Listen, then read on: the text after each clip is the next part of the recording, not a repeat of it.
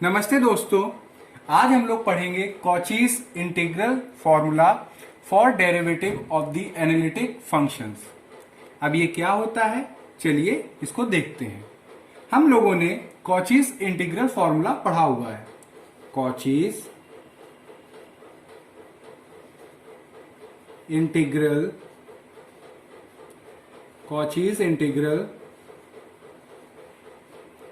Formula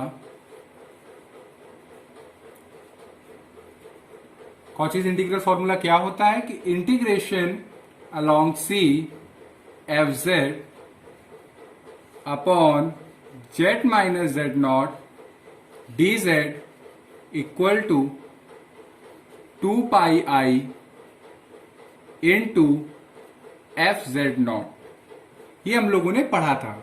अगर आपको ये देखना है कि ये फॉर्मूला कैसे डिराइव हुआ तो ऊपर एक आई बटन दिख रही होगी, आप उस पर क्लिक करिए और इसको आप देख सकते हैं। तो चलिए हम लोग अपने टॉपिक पे वापस आते हैं।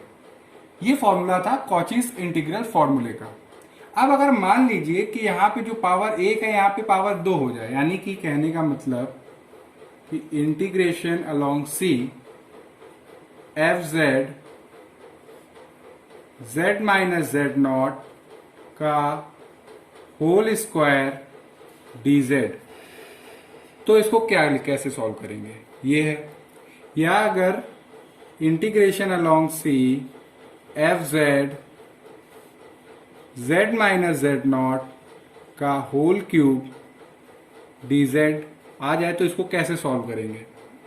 तो Cauchy's integral formula for derivative of analytic function इसी टॉपिक पे बेस है। तो ऐसे इंटीग्रेशन को सॉल्व करने के लिए हम लोग करते हैं 2πi, ठीक है, इनटू जो यहां पे दो पावर है उससे एक हटा देंगे, यानी कि जो भी दो है तो यहां पे एक लेंगे। तो फर्स्ट ऑर्डर का derivative eight point Z not, जहां पे हम लोगों का फंक्शन एनालिटिक नहीं हुआ था वहां पे हम लोग क्या करेंगे, फंक्शन जो एफ जेड है उसको डेरिवेट करेंगे और उस पॉइंट पे जहां पे नहीं हमारा फंक्शन एनालिटिक है वो वैल्यू सब्स्टिट्यूट करेंगे अपॉन 1 फैक्टोरियल। यानी कि जब भी ऐसा कोई इंटीग्रेशन है उसको सॉल्व करने के लिए क्या है, 2πi इंटू जो फंक्शन है उसका फर्स्ट ऑर्डर का derivative Z not upon 1 factorial, अगर 2 है। अब यहां पे अगर 3 ऑर्डर का है यानी कि नीचे 3 पावर है तो एक कम कर देंगे बस, 2πi इंटू, अब यहां पे अगर पावर 3 है तो हम लोग सेकेंड ऑर्डर का लेंगे यानी कि एक कम, F Z not upon 2 factorial, ठीक है। अब इसी को अगर हम लोग फॉर जनरल एन टर्म के लिए माने तो integration along C F Z upon Z minus Z not की power n+1 D Z is equal to, ये हम लोग जनरल टर्म के लिए बात कर रहे हैं, 2πi इंटू nth ऑर्डर का डेरिवेटिव कहां पे, जहां पे फंक्शन हमारा एनालिटिक नहीं है, z not upon n factorial. ये हुआ हमारा Cauchy's integral formula for the derivative of an analytic function. तो ये रहा हम लोगों का फॉर्मूला। अब हम लोग इससे रिलेटेड एग्जांपल्स करते हैं जिससे आपको ये चीज बहुत अच्छे से आ जाए। तो पहला एग्जांपल नंबर 1, इवैल्यूएट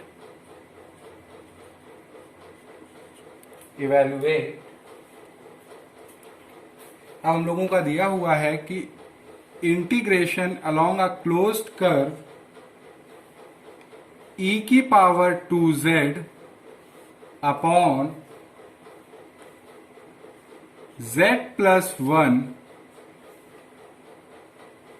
का whole power 4 dz, where C is the circle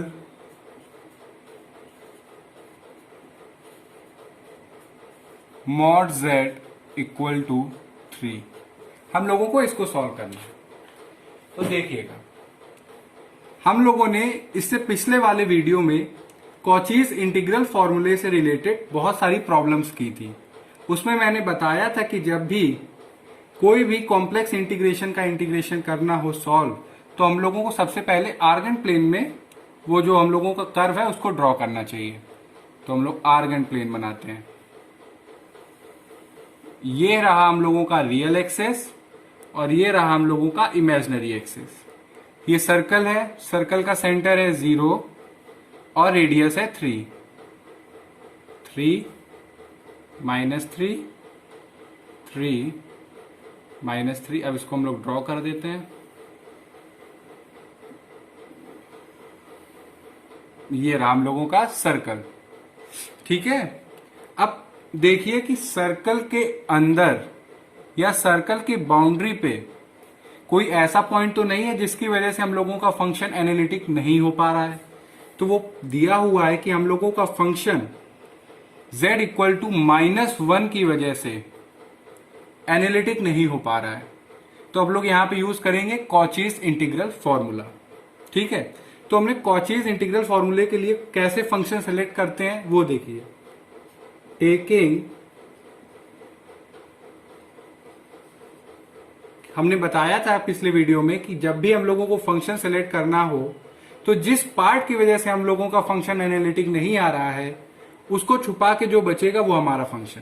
तो z+1 की वजह से हम लोगों का फंक्शन अनडिफाइंड हो रहा है, तो इसको छुपा देंगे। तो बचेगा क्या, e⁻²z। तो taking fz equal to e⁻²z। और वो कौन सा पॉइंट है जिसकी वजह से हम लोगों का फंक्शन एनालिटिक नहीं हो पा रहा है, एंड z0 इक्वल टू -1। यानी कि फंक्शन हमें मिल गया, किस पॉइंट की वजह से हम लोग का जो पूरा फंक्शन एनालिटिक नहीं हो पा रहा है वो मिल गया। तो अब हम लोग सीधे फॉर्मूला यूज करेंगे। तो देखिए, अभी हम लोगों ने पढ़ा है Cauchy's integral formula for the derivative of analytic function. तो z - z0 की होल पावर 4 जब दी हो तो क्या 2πi, बस एक कम जो पावर है उससे एक कम का हम लोग डेरिवेटिव लेंगे, उस ऑर्डर का डेरिवेटिव लेंगे फंक्शन fz का।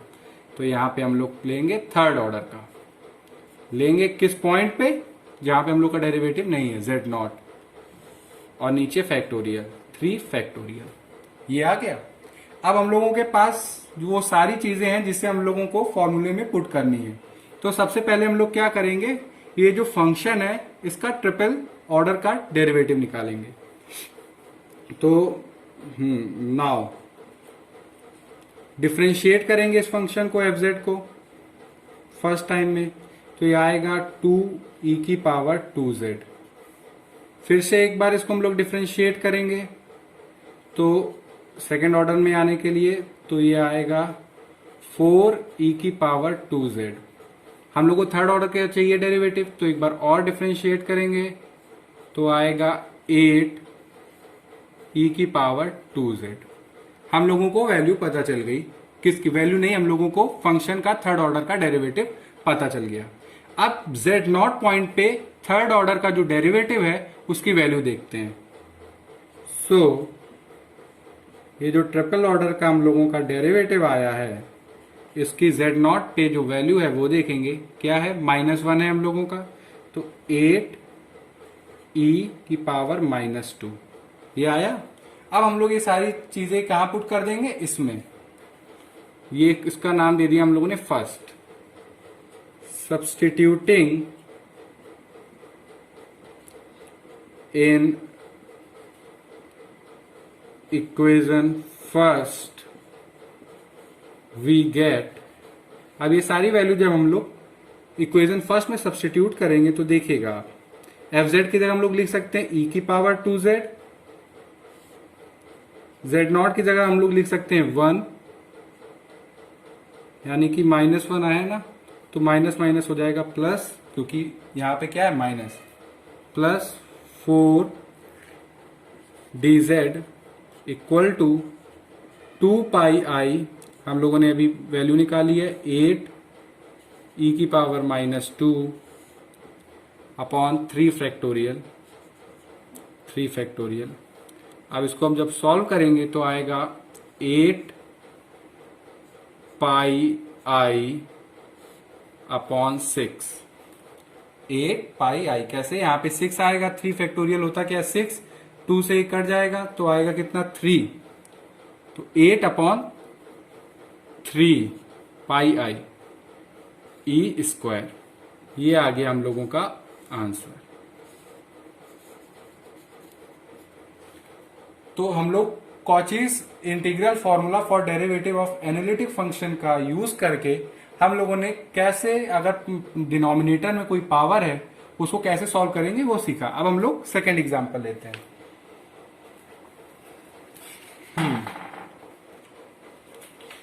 अब हम लोगों का सेकेंड एग्जांपल क्या कह रहा है, एग्जांपल सेकेंड, इवेल्युएट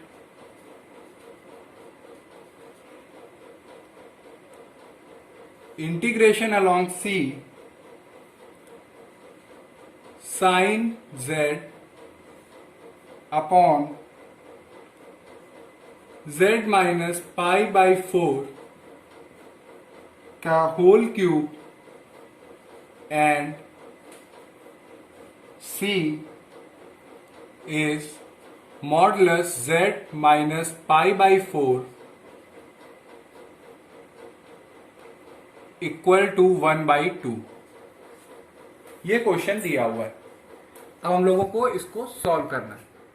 तो सबसे पहले हम लोग आर्गन प्लेन में इसको बनाएंगे। तो ये हमारा रहा सर्कल जिसका जो सेंटर है वो है π/4 और जो रेडियस है वो है 1/2। ठीक है। अब देखिए जो π/4 पॉइंट जो है वो इस कर्व के अंदर है, उसका सेंटर है, जिसकी वजह से हम लोगों का जो फंक्शन है वो क्या नहीं हो पा रहा है, एनालिटिक नहीं हो पा रहा है, और हमें करना है इसको इंटीग्रेट। तो फिर से हम लोग कि जिस पार्ट या जिस पॉइंट की वजह से हम लोगों का फंक्शन एनालिटिक नहीं हो पा रहा है उसको छुपा के जो बचेगा वो हमारा फंक्शन। तो इसको छुपाएंगे तो क्या बचा, साइन जेड। तो taking fz equal to sine z and z not equal to π/4, यानी कि वो π/4 पॉइंट है जिसकी वजह से हम लोगों का फंक्शन एनालिटिक नहीं हो पा रहा है और जो फंक्शन है वो आया साइन z। ठीक है। अब इसको हम लोग सीधे सीधे फॉर्मूला यूज करेंगे। तो इंटीग्रेशन अलोंग c fz अपॉन z माइनस जेड नॉट की whole power 3 dz equal to 2 pi I, second order का डेरिवेटिव लेंगे यहाँ पे। क्यों, यहाँ पे जो पावर दी है उससे एक कम का हम लोग ऑर्डर लेंगे डेरिवेटिव, और जितने ऑर्डर का हम लोग डेरिवेट कर रहे हैं उतने ऑर्डर का हम लोग नीचे फैक्टोरियल 2 फैक्टोरियल। तो हम लोग पहले क्या करेंगे, फंक्शन fz को हम लोग डेरिवेट करेंगे। तो ये आएगा cos z, फिर से एक बार इसको डेरिवेट करेंगे क्योंकि हम लोग को सेकेंड ऑर्डर का चाहिए, तो आएगा माइनस साइन जेड। ठीक है। अब इसकी हम लोग वैल्यू पुट कर देंगे, सेकेंड ऑर्डर की चाहिए हम लोगों को वैल्यू, तो वो जब वैल्यू पुट करेंगे तो आएगा माइनस साइन π/4, क्योंकि जेड नॉट हमारा क्या है, π/4। तो ये आया -1/√2, ये आया। अब क्या है, हम लोगों के सारी चीजें हैं इस सारे फॉर्मूले में हम लोग यूज करेंगे, यानी कि substituting in equation first we get integration along c, f z की जगह क्या है हम लोगों का, f z sine z, z naught क्या है हम लोगों का, π/4 का whole cube dz equal to 2 pi आई।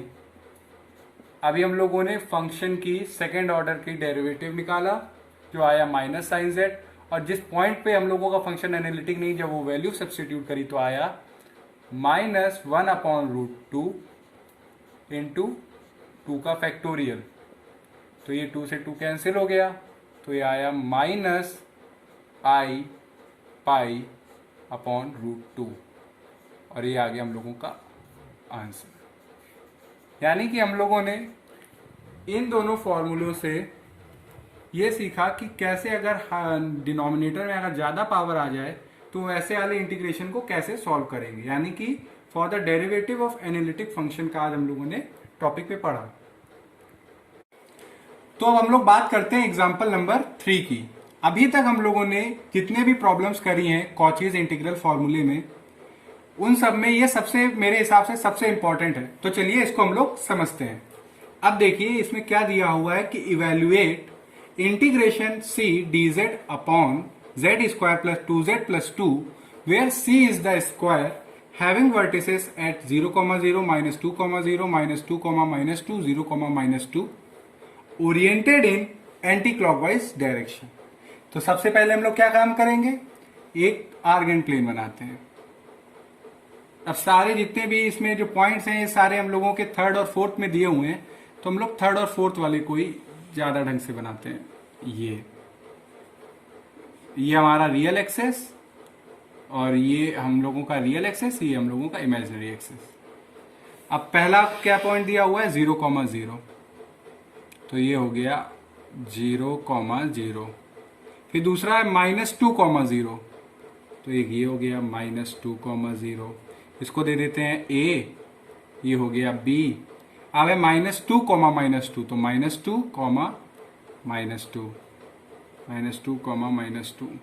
ये हो गया c। और फोर्थ क्या है 0, -2, 0, -2, ये हो गया d। तो ये रहा हम लोगों का स्क्वायर ABCD, जो कह रहा है कि ओरिएंट कर रहा है, यानी कि हम लोगों को कहां से चलना है, एंटी क्लॉकवाइज डायरेक्शन, यानी कि A से B, B से C, C से D, D से A, यानी कि कुछ इस तरह। अब आते हैं हम लोग अपने क्वेश्चन पे। अब देखते हैं हम लोगों का सबसे पहला काम है कि देखना है कि हम लोगों का जो फंक्शन है कोई उसमें ऐसा पॉइंट तो नहीं है जिसकी वजह से हम लोगों का जो फंक्शन एनालिटिक ना हो पा रहा है, और वो पॉइंट अगर कर्व के अंदर है कि नहीं। अगर वो कर्व के अंदर नहीं है, ना उसकी बाउंड्री पे है, तो सीधे वो 0 आ जाएगा। अगर है तो हम लोग कॉचीज इंटीग्रल फॉर्मूले का यूज करेंगे। तो सबसे पहले देखते हैं, तो हम लोग सबसे पहले Z square plus 2z plus 2 को देखते हैं कि ये कहाँ कहाँ 0 हो रहा है। तो Z square plus 2z plus 2 ये दिया हुआ है। अब इसको करेंगे हम लोग 0 लेट करते हैं, तो इसको हम लोग लिख सकते हैं z प्लस 1 का whole square plus 1 equal to 0। ठीक है। अब इसको जब सॉल्व करेंगे तो ये आएगा -1 प्लस i -1 माइनस i। कैसे आया इसको जरा हम यहाँ पे समझ लेते हैं। z प्लस 1 का होल स्क्वायर, ये प्लस 1 था, हम उधर चला गया तो -1, और -1 को हम लोग लिख सकते हैं i स्क्वायर। स्क्वायर रूट लेंगे जब इसका, तो ये हो जाएगा z plus 1 plus minus i। तो इसी को हम लोगों ने लिख दिया z -1 प्लस i, z और -1 माइनस i।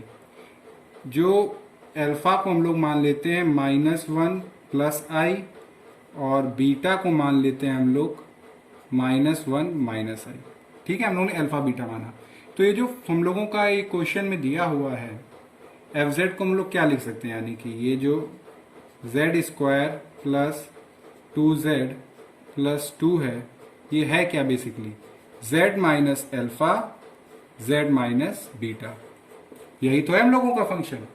यानी कि हम लोगों का ये जो फंक्शन है वो दो पॉइंट्स पे, इसके दो रूट्स हैं जहां पे ये 0 हो रहा है। तो अब आते हैं हम लोग अपने क्वेश्चन पे। Integration along c d z. अब हम लोग Z square plus 2z plus 2 की जगह क्या लिखेंगे, z minus alpha z minus beta. ठीक है, डी जेड है। यानी कि अल्फा पॉइंट पे और बीटा पॉइंट पे हम लोगों का फंक्शन एनालिटिक नहीं है। अब देखते हैं अल्फा यहाँ पे आर्गन प्लेन पे कहाँ है और बीटा कहाँ पे। जो अल्फा है वो है -1 प्लस आई, यानी कि अल्फा -1 प्लस आई, कुछ यहाँ पे अल्फा है। और बीटा कहाँ पे है -1 माइनस आई, यानी कि ये बीटा हम लोगों का है। अल्फा हम लोगों के कर्व के अंदर नहीं है तो अल्फा से हम लोगों को कोई खतरा नहीं है, मगर बीटा देखिए हम लोगों का कहाँ पे है, जो कर्व है उसके अंदर। और बीटा के कारण हम लोगों का फंक्शन क्या नहीं हो पा रहा है, एनालिटिक। तो अब यहाँ पे सिंपल हम लोग यूज करेंगे कॉचीज इंटीग्रल फॉर्मूला। तो कॉचीज इंटीग्रल फॉर्मूला हम लोग अभी तक बहुत अच्छे से जान गए, तो यूज करेंगे तो क्या आएगा 2πi into f। किस पॉइंट की वजह से हम लोगों का फंक्शन क्या नहीं हो पा रहा है, एनालिटिक, वो है बीटा। तो उस पॉइंट पे बीटा ये है आगे हम लोग, यानी कि 2πi into f बीटा। अब देख लेते हैं हम लोगों का fz है क्या। हम लोगों ने बात करी थी कि जिस पार्ट या जिस पॉइंट की वजह से हम लोगों का फंक्शन नहीं है उसको छुपा के जो बचेगा वो हम लोगों का फंक्शन। तो z माइनस बीटा की वजह से हम लोगों का फंक्शन एनालिटिक नहीं, उसको छुपा देंगे तो हम लोगों का फंक्शन क्या है 1/z माइनस अल्फा। तो taking fz is equal to 1/z minus alpha, ये आ गया। Taking fz equal to 1/z minus alpha, ये है जिसकी वजह से हम लोगों का फंक्शन जो ये जो वो पार्ट है जो हमारा हर जगह एनालिटिक है। अब वो कौन सा पॉइंट है जिसकी वजह से हम लोग का फंक्शन एनालिटिक नहीं हो पा रहा है, वो है बीटा। ठीक, अब हम लोग वैल्यू सब्स्टिट्यूट करेंगे। तो जब वैल्यू सब्स्टिट्यूट करेंगे तो एफ बीटा हमारा यानी कि एफ जेड नॉट में क्या आएगा, एफ बीटा हम लोगों का हो गया 1 बीटा माइनस एल्फा। इसको माना हमने 1, तो ये हो गया सेकेंड।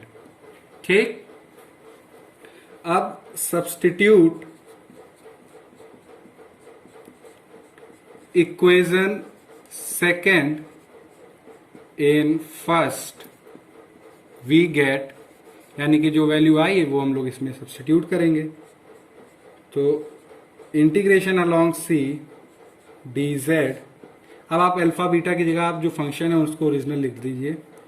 तो ये है z माइनस यानी कि +1 minus i, z +1 plus i is equal to 2πi, f beta की वैल्यू 1/बीटा माइनस एल्फा। ठीक है, अब आपको श्योरिटी के लिए ये हम लोगों का है z² + 2z + 2 और 2πi, बीटा की वैल्यू क्या आई थी हम लोगों की -1 माइनस आई, और माइनस कर रहे हैं अल्फा से तो अल्फा की वैल्यू, तो ये +1 माइनस आई, तो -1 +1 कट गया, ये माइनस आई ऐड हो जाएंगे, तो ये 2πi अपॉन -2i, 2 से 2 कैंसिल, i से i कैंसिल, तो आया क्या -y, और ये रहा हम लोगों का आंसर। तो ये रहा हम लोगों का ओवरऑल कि हम लोगों ने कॉचीज इंटीग्रल फॉर्मूला पढ़ा और इस एग्जाम्पल थर्ड को देखा। ये थोड़ा सा यूनिक था सॉल्व करने में। आई होप कि आपको जितना भी मैंने बताया वो आपको सब समझ में आया हो। अगर फिर भी कहीं आपको कहीं डाउट हो तो आप कमेंट सेक्शन में लिख के बताइएगा। Thank you.